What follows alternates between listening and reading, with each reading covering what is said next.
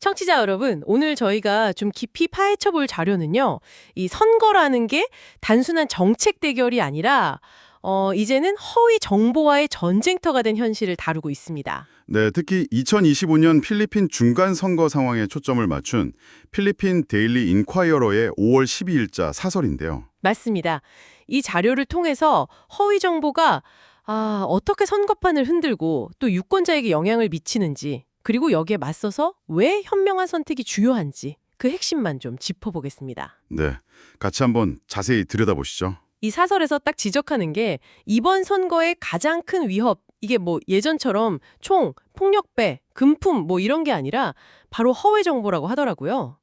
그렇죠. 이게 왜 그렇게 더 교묘하고 위험하다고 보는 걸까요? 그 사설이 지적하는 핵심적인 차이가 바로 은밀함에 있는 것 같아요. 예전처럼 드러내놓고 막 하는 게 아니라요. 네, 페이스북 채팅이나 바이버 그룹, 요즘 많이 쓰는 틱톡 같은 소셜 미디어요.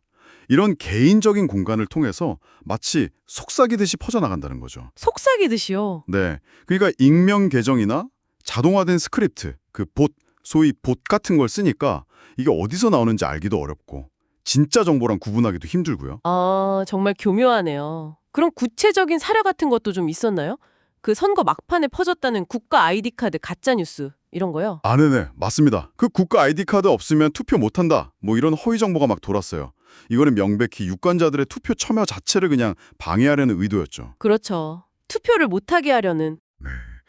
그래서 결국 필리핀 선관위 카멜렉이라고 하죠. 거기서 직접 나서서 아니다, 유권자 명부에 이름만 있으면 신분증 없이도 투표 가능하다, 이렇게 해명을 해야만 했습니다. 직접 해명까지. 네. 물론 이제 조지 가르시아 위원장이 혹시 모르니 유효 신분증 가져오는 게 좋다고 권고는 했지만 그게 필수 요건은 아니라고 확실히 선을 그었죠. 근데 이게 그냥 단순한 해프닝이 아니라 뭔가 선거 시스템 전체에 대한 불신을 만들려는 더 큰 그림의 일부다, 뭐 이런 분석도 있었던 것 같은데요? 바로 그겁니다. 그게 아주 중요한 지점인데요. 이 사설은 이 가짜 뉴스뿐만 아니라 조작된 투표 집계의 의혹 제기 이런 거랑 맞물려서 선거 자체의 신뢰도를 떨어뜨리려는 조직적인 캠페인의 일환이라고 보고 있는 거죠. 조직적인 캠페인? 네. 그 가르시아 위원장도 언급했지만 어떤 특정 허위 게시물이 딱 30분 만에요. 조회수가 70만이 넘고 댓글이 3만 2천 개가 달렸는데 그 댓글 내용이 다 똑같았다는 거예요. 30분 만에 70만 뷰의 댓글이 3만 개요. 와. 네. 이건 명백히 자동화된 봇이나 트롤 농장이 여론을 인위적으로 조작하고 있다는 걸 보여주는 거죠.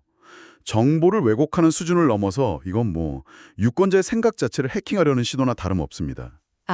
생각 자체를 해킹한다. 무서운 말이네요. 그리고 또 다른 심각한 문제로 레드 태깅, 이것도 상당히 비중 있게 다뤘더라고요. 네, 맞아요. 필리핀 인권 국제연합 ICHRP라고 하죠. 거기 따르면 이번 선거 관련 인권 침해 보고의 거의 80% 가까이 79%를 차지한다고요.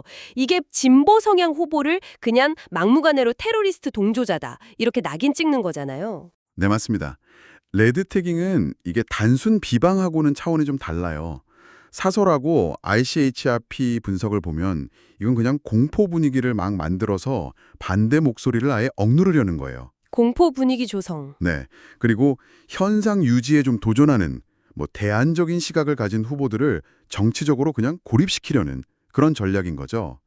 그러니까 허위 정보랑 괴롭힘을 통해서 다른 목소리나 다른 해결책에 대한 논의 자체를 막아버리는 일종의 공포를 통한 유권자 억압수단인 셈입니다. 와, 정말 심각하네요. 그럼 이렇게 조직적인 허위 정보 공세 속에서 유권자는 그냥 당하고만 있어야 하나요? 그래도 사설에서 좀 희망적인 메시지도 있었던 것 같은데요? 물론입니다. 사설은 유권자가 결코 무력하지 않다고 또 강조를 해요. 온라인이든 기존 미디어든 후보자의 실제 정책이나 자질, 또 과거 실적 같은 걸 검증할 수 있는 진짜 정보는 충분히 있다는 거죠. 정보는 있다. 네, 중요한 건 이 넘쳐나는 정보 속에서 우리가 좀 비판적으로 사실을 확인하고 인기도나 그런 선동이 아니라요. 진짜 실질적인 능력과 비전을 보고 용기 있게 투표하는 그 자세입니다. 결국에는 국내 유권자가 6,840만 명, 해외 유권자도 120만 명이나 되는데 이 한 사람 한 사람의 판단이 정말 중요하군요. 그렇죠. 그 키보드 워리어들의 공세에 흔들리지 말고 빈곤, 부패, 교육 같은 진짜 우리 사회 문제를 해결할 능력, 또 명확한 비전을 가진 리더를 선택하는 것. 이게 바로 허위 정보에 맞서는 가장 강력한 무기다. 뭐 이런 얘기네요. 정확합니다.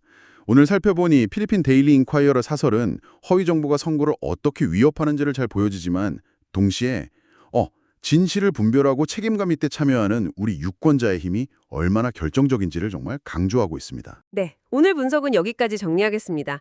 마지막으로 이런 질문을 한번 던져보고 싶네요. 필리핀 사례에서 본 이런 허위 정보와 여론조작 전략이 이게 과연 특정 국가나 선거만의 문제일까요? 좋은 질문이네요. 어쩌면 우리 사회 다른 영역에서는 이게 또 어떤 모습으로 나타나고 있을지, 그리고 장기적으로 봤을 때 사회 전체의 신뢰에는 또 어떤 영향을 미칠지 청취자 여러분도 한번 생각해 보시면 좋겠습니다.